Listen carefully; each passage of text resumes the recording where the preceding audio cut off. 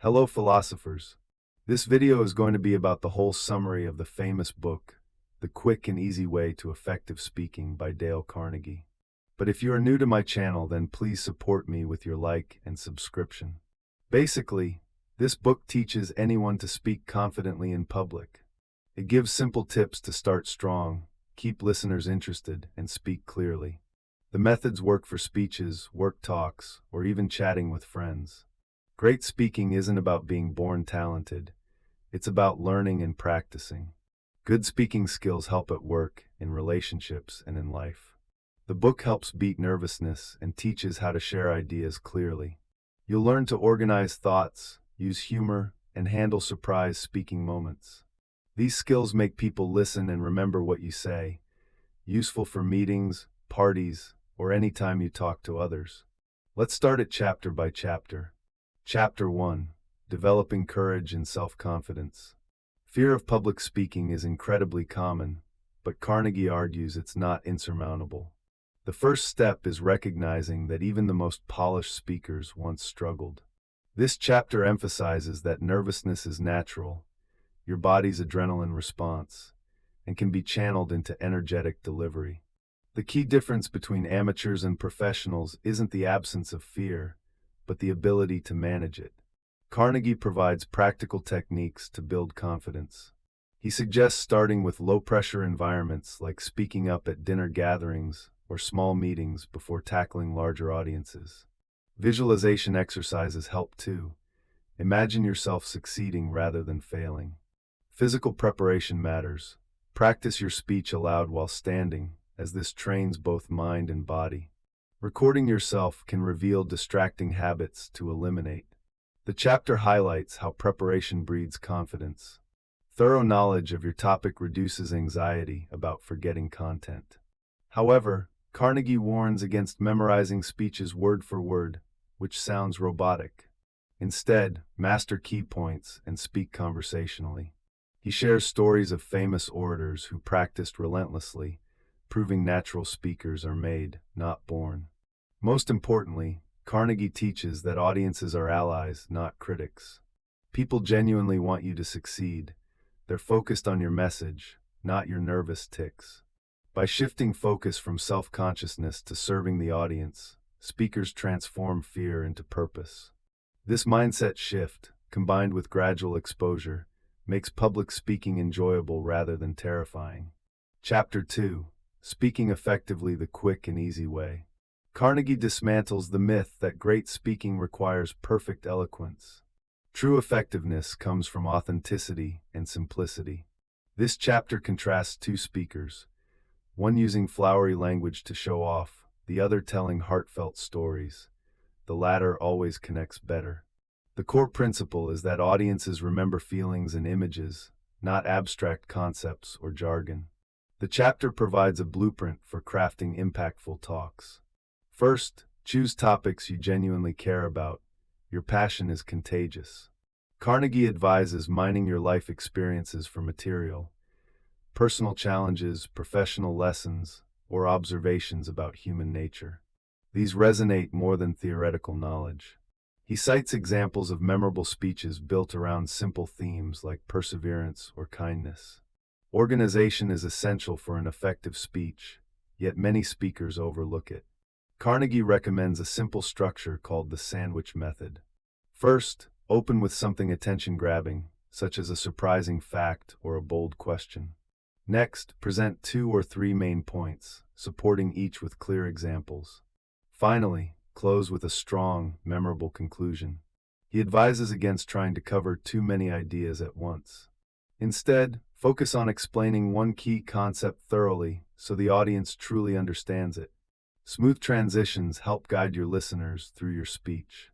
Use phrases like, "Now let's consider this next point," or "Here's why this matters," to connect your ideas. This keeps your audience engaged and makes your message easier to follow. How you deliver your speech is just as important as the content itself. Carnegie encourages speakers to use a natural, conversational tone, as if talking to a single person rather than a large group. Your body language also plays a big role. Stand tall, maintain eye contact, and use purposeful hand gestures. Avoid common mistakes like pacing nervously, speaking too quietly, or relying too much on the podium for support. One of the best ways to improve is to record yourself practicing. Listening to the playback helps you identify strengths and areas for improvement. While it may feel uncomfortable at first, this practice will make you a much more confident and polished speaker. Chapter 3: How to Open and Close a Speech. The start and finish of your speech are what people remember most. Many speakers make the mistake of opening with boring phrases like, "Thanks for having me," words that do nothing to grab attention. Carnegie shows better ways to begin.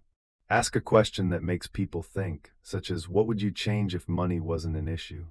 Share a surprising fact like, "A person quits their job every 45 seconds because of bad communication." Or tell a short, powerful story. These techniques instantly pull listeners in. A great opening does three important things in just 1 minute. First, it captures attention. Second, it shows why you're qualified to speak on this topic. Third, it gives a preview of what's coming. Even serious topics can start personally.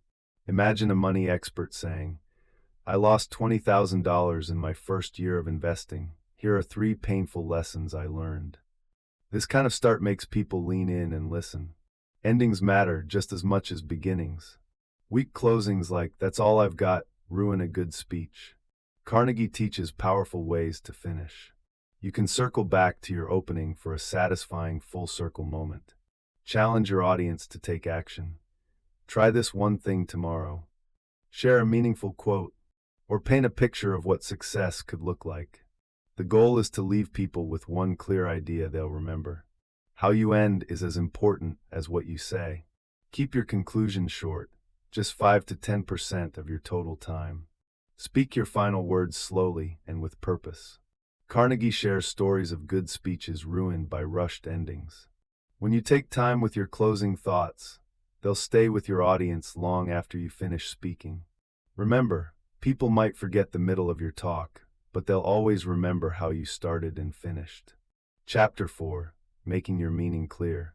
Great speakers don't just share information, they make sure people understand it. Carnegie makes an important point. If your audience gets confused, that's on you as the speaker, not on them. The secret isn't talking down to people, but making complex ideas simple and relatable. Start by knowing who you're talking to. Terms that make sense to experts might sound like gibberish to everyone else. A smart trick: try explaining your talk to a friend who knows nothing about the topic first.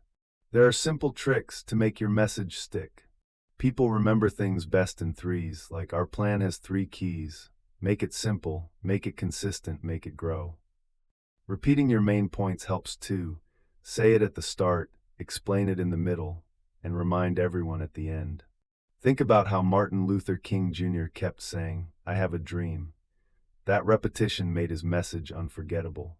The best speakers turn confusing ideas into pictures people can see in their minds. Don't just say blockchain. Compare it to something familiar, like a library record book where everyone can see the entries but no one can erase them. But watch out for tired old comparisons that everyone's heard before.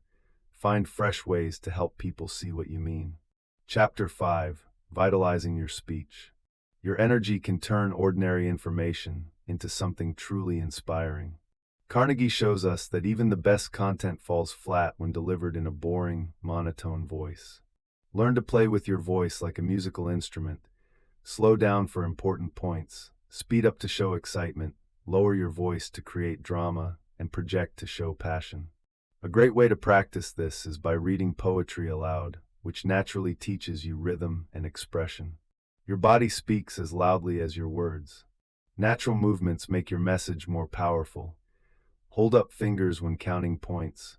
Open your arms wide when talking about growth, or step closer to the audience when sharing something personal. Your face should match your words too. Smile when sharing good news. Look serious when discussing problems. If you're nervous, small, natural movements help you appear more relaxed and confident. Nothing captures attention like a good story. Carnegie teaches the 3-part recipe for great storytelling. First set the scene, then introduce the challenge, and finally reveal what was learned. Use vivid details that appeal to the senses, describe smells, sounds, and feelings. Keep a mental collection of your life experiences that you can turn into stories later. But be careful, fake enthusiasm is worse than no enthusiasm at all. Your real feelings will always connect better with an audience than any performance. Carnegie tells of a speaker whose voice broke with emotion while sharing a personal story. That raw, real moment became the most memorable part of the speech. People don't want perfect speakers. They want real human beings they can relate to. Chapter 6. Sharing the talk with the audience. The most impactful speeches feel like natural dialogues rather than formal monologues. Carnegie emphasizes that genuine audience connection comes from authenticity rather than manufactured techniques. He references how ancient Greek orators moved freely among their listeners, maintaining direct eye contact and adapting their message based on immediate audience reactions. While contemporary speaking environments may be more structured, this principle of active engagement remains equally vital for effective communication today. Effective speakers employ thoughtful techniques to involve their audience organically. Asking relevant questions such as, "Who here has experienced this situation?"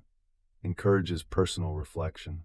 Structured partner discussions or written exercises can deepen engagement when implemented appropriately. These methods prove most effective when integrated seamlessly into the presentation rather than appearing as forced interruptions. In educational settings, small group activities promote participation, while motivational addresses benefit from having audience members record personal commitments to reinforce key messages. A skilled presenter continuously monitors audience feedback through nonverbal cues. Positive indicators like nodding and smiling demonstrate successful communication, while crossed arms or distracted behavior may suggest the need for clearer explanations. Carnegie illustrates this with an example of an observant speaker who recognized waning attention and wisely paused for a brief intermission, successfully re-engaging listeners before continuing the presentation. This responsiveness to audience needs distinguishes exceptional speakers. When conducting question and answer sessions, restating each inquiry ensures all attendees hear it properly. Responses should be concise yet comprehensive, addressing the question directly without unnecessary digression. For challenging inquiries, diplomatic replies such as, "That's an important consideration worthy of further discussion," maintain professionalism while keeping the exchange productive. Carnegie's fundamental guidance recommends concluding these sessions while the audience remains engaged, leaving them interested rather than exhausted. The essence of compelling oration lies in transforming one-way presentations into meaningful exchanges. By focusing on authentic connection, incorporating natural audience participation, carefully observing listener responses, and skillfully managing interactive elements, speakers create truly engaging experiences. These principles ensure messages resonate profoundly and leave lasting impressions, demonstrating that the most powerful communication always functions as a two-way conversation. Chapter 7. Making impromptu talks. Many people fear speaking off the cuff, but Carnegie presents it as a valuable skill rather than something to dread. He explains that the anxiety stems not from lacking knowledge, but from worrying about presenting thoughts coherently without preparation. To combat this, he offers simple mental structures for organizing ideas quickly. One effective technique is the formula. First state your main point, then provide the reason behind it, follow with a concrete example, and finally restate your point to reinforce the message. Carnegie reveals an interesting truth about impromptu speaking. The most effective spontaneous talks actually rely on prepared material.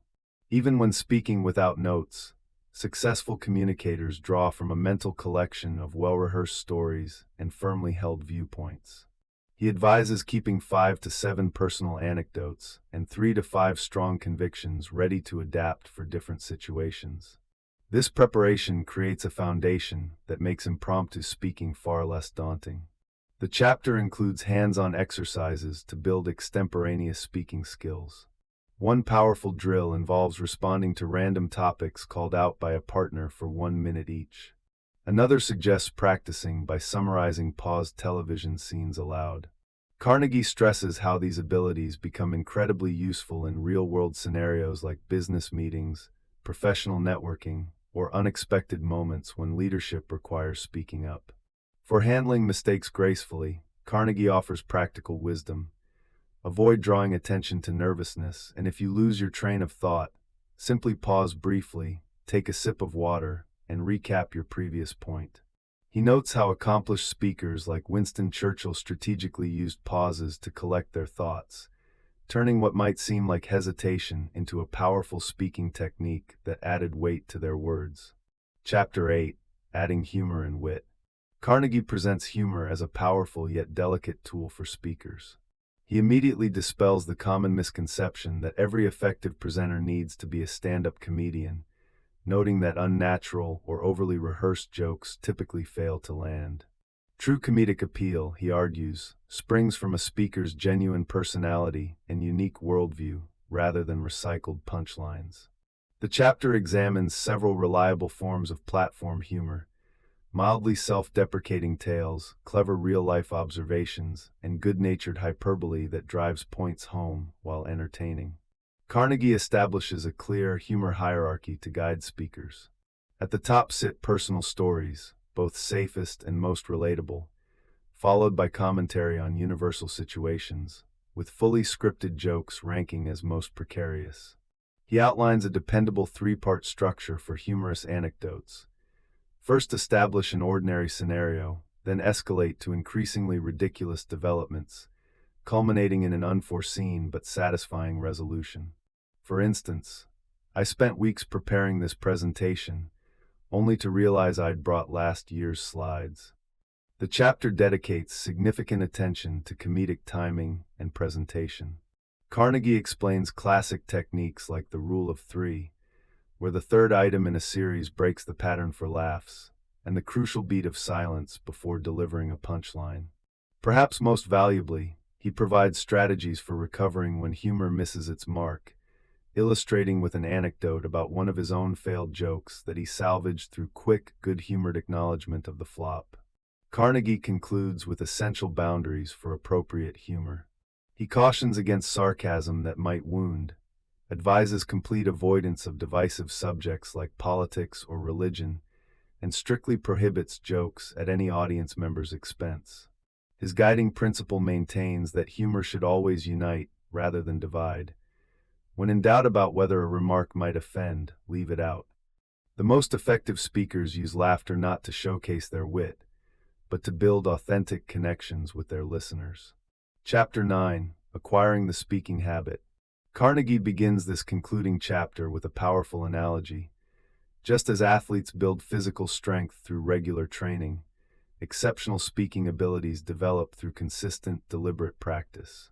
He introduces the practical concept of micro-practice, finding natural opportunities throughout each day to hone communication skills. These might include offering thoughtful toasts at family meals, clearly summarizing key points during work meetings, or even practicing vocal variety while reading bedtime stories to children. Small, daily exercises accumulate into significant improvement over time. This chapter outlines a structured 30-day development program with progressive challenges. A week 1 establishes foundational skills like confident posture and clear articulation. A week 2 layers on expressive gestures and meaningful eye contact. A week 3 integrates compelling storytelling techniques. A week 4 combines all elements in real-world speaking situations. Carnegie stresses the value of diverse practice environments, from casual conversations with friends to more formal presentations. This variety builds the adaptability needed to communicate effectively with any audience in any setting. For continuous improvement, Carnegie recommends systematic self-evaluation through audio or video recordings. He suggests analyzing 3 critical dimensions. 1. Content. Is the message clear, organized, and substantive?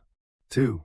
Delivery. Does the vocal quality, pace, and body language enhance the message? 3. Impact. How is the audience responding and engaging? The book culminates with Carnegie's profound realization. True speaking mastery transcends technique and touches every aspect of life. Developing the ability to communicate with clarity, connect with authenticity, and present with confidence transforms personal relationships, professional opportunities, and self-perception. His final, inspiring challenge reframes the entire journey. Focus not on becoming a polished speaker, but on becoming a person whose ideas and presence genuinely merit attention. The eloquence will follow naturally. I hope you have enjoyed this book, but please support me with your like and subscription. Thank you.